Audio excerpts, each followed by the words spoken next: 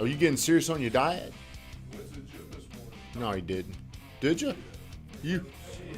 You went to the gym? Oh, yeah. Like you always do. I like that.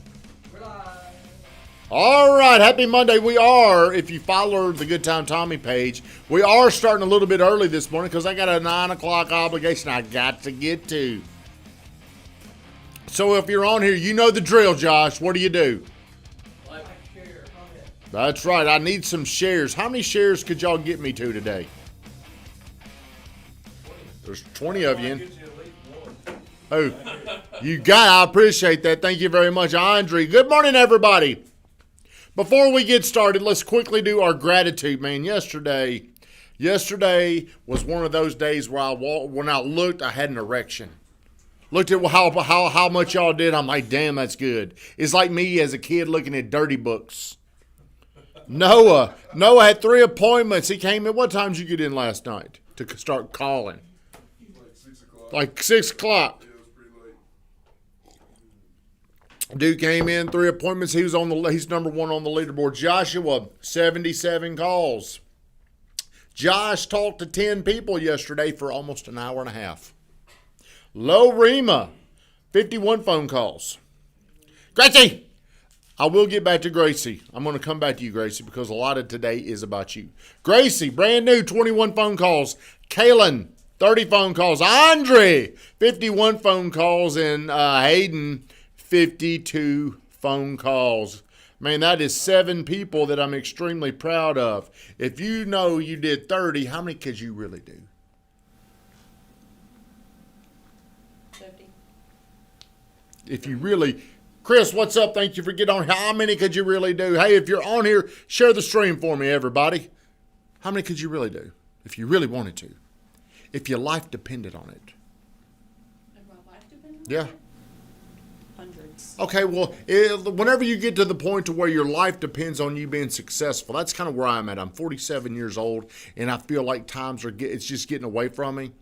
So I feel like my life depends on stuff now. When I'm saying my life depends on it, I'm talking about that future life. I'm talking about that dude. I'm down on the beach, and I'm sending y'all down there to come hang out with me for a few days, and we're down on the beach, and we're having a few drinks, and we're laughing, and we're cutting. That's what I'm talking about, and that's the life you need to want. One day, what is your life going to be like? What's it going to be like, Gracie? Successful. Ooh, but that ain't specific enough. You got to see it. You got to visualize it. It needs to be so clear you can feel it right now. Do you know what it feels like to sit on the beach, Fejo? Yeah. Do you know what it feels like to sit on the beach and have a drink in your hand and it's sunny? Not old enough to drink. Well, do you know what it's like to be drunk and walk into the ocean and look as the sun is setting? Do you know what that's like? No. Okay. Well, do you know what it's like to spend $20,000 on a vacation and sit in a hut? Not yet. That's what I need you to know. I need you to know what that feels like. Well, there's these things that you need to get that. And that's what we're talking about today. Who in here, I want to see a show of hands, when they grew up, they were scared of the boogeyman. What was the boogeyman? Does anybody know what the boogeyman really was? To me, he looked like an octopus head with tentacles coming He looked like that. Had a big old mouth with teeth. What did the boogeyman look like to you, Noah? Really, it was just like darkness is what I was a little afraid of. Not Scared like of the the dark. boogeyman, but darkness. So you had no visualization. That's the boogeyman over there on the wall. That's who y'all need to be afraid of. What was the boogeyman to you, Andre? Really, what scared me most was my Aunt Spoogie. She had this attic, and she called it Bloody Bones. She said Bloody Bones can get you. So Bloody I thought it was Bones. like I a remember Bloody Bones. slender-looking man that was nothing but bones that were all bloody. So you had a visualization of him. Okay.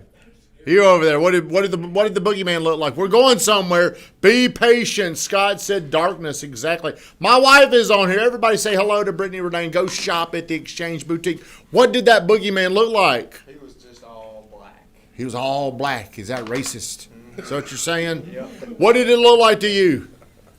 Darkness in my closet. Darkness. Damn, nobody knew what he looked like, though. Like, definitely like a monster on Scooby-Doo.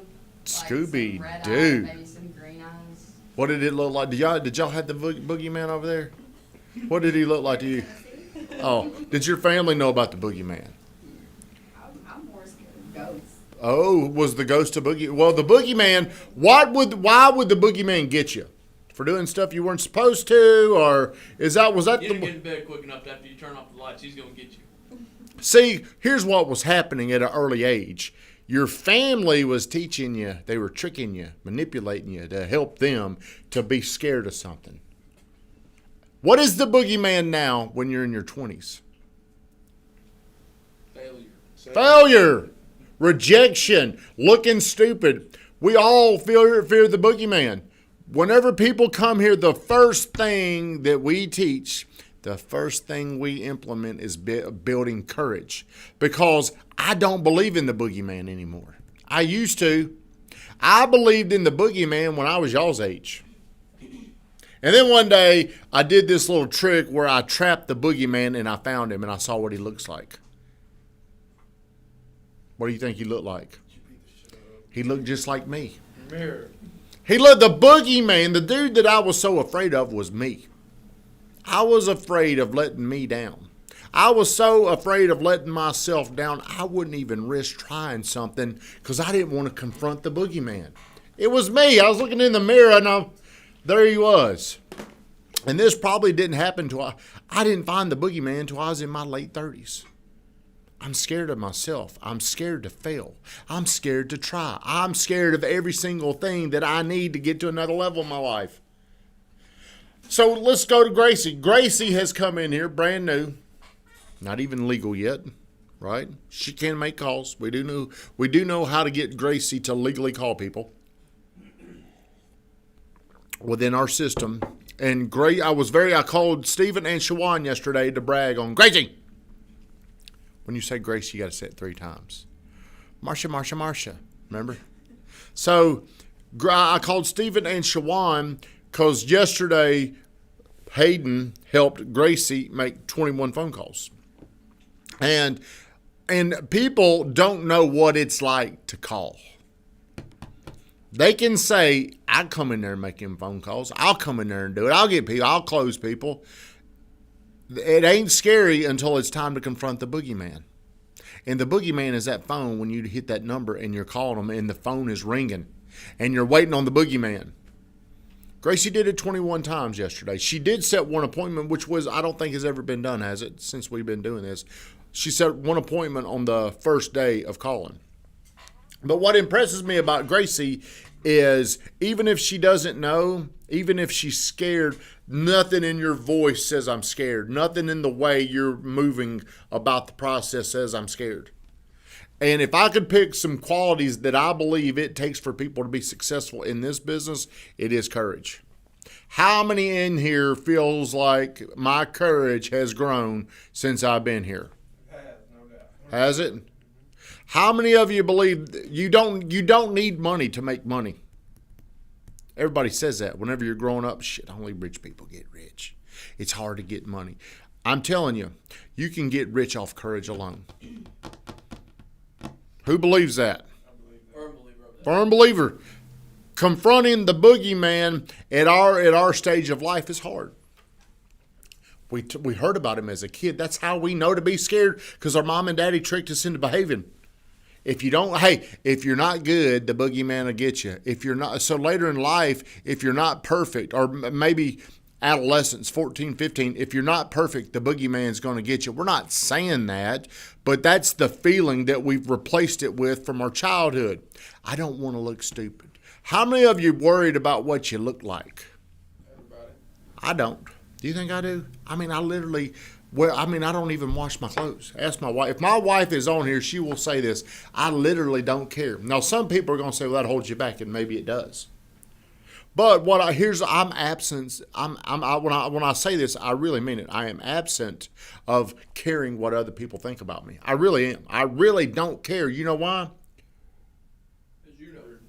You're courageous as hell. Number one, it doesn't matter. They can't change anything about me. Then y'all can't see that. Have you always been like that? No, hell no. No. Up until I was 35 years old, Everything was about the outside. Everything that I wanted was outside. I wanted money. I wanted a better life. I wanted to have these things so I could show them off. But whenever you get to the point to where you just don't care anymore, the only thing you really care about is your inside, the guts. You got to build them guts. Have you heard me talk about building guts before? So yesterday, Gracie came in here and she made those phone calls, and I'm sure Gracie probably was a little reserved. You've done it too. I'm proud of you because you don't like to do it either, do you? Did you like the idea of coming in here making those phone calls, or did it not bother you? I thought it didn't bother me until I started making them. Until then, you saw the boogeyman. You saw Michael Myers staring at you. Yeah. Jason, you saw those guys looking back. It does get scary, but that's okay. I'm not trying to talk fear out. I mean, it's okay to have fear, but what I want is courage to trump the fear. There's one way that works here. There's only one way that a brand new girl can come in here and make those phone calls and confront the fear and build the courage. Do you know how that is? What are you thinking about? You're thinking about something, about that follow-up, aren't you? No. Santino, thank you for getting on here. There's only one reason why it works, and one reason only. Just do it. That's acceptable, but that's not what I'm looking for. Van, can you guess? What, that you just confront your fear and do it anyway? Yeah, there's only one reason why it comes. Gracie's brand new and she comes in here and it works. There's only one reason. You have She's- basic courage. She's done something she's not wanted to do before. Because we've done it, so there's somebody that's Huh? done it before Huh? her. Because we've done it. Everybody does it. That's why the team is so important. Everybody does it. If you weren't doing it and you weren't doing it and y'all weren't doing it, why would she do it? That's why when I tell y'all these awards that we're going to be racking up over the next few years, the recognition is because of everybody. It ain't because of one person. It ain't because of me. I can't do shit without y'all doing it with me. She's not going to do things that y'all don't do. The power is in the team. That's why I'm so skeptical. That's why I don't just let anybody come in here, because what if one person came in here and they were not willing to do what Gracie or Kaylin did? Or Noah. Everybody that's here came in and did that. It ain't just by accident. It was whenever things didn't go the way I wanted them to, I got this vision because of Steven. When he said, man, the damn team's just too soft. We got to get tougher. That made sense to me. The problem was I was too soft. That's why I kind of reinvented the way I wanted to lead the team. And I'm like, we got to get tougher around here. Well, coming in here, that ruggedness that we have, we now probably have a reputation around town. People follow, people watch, people, they may not want to give us any credit, but people know what we do.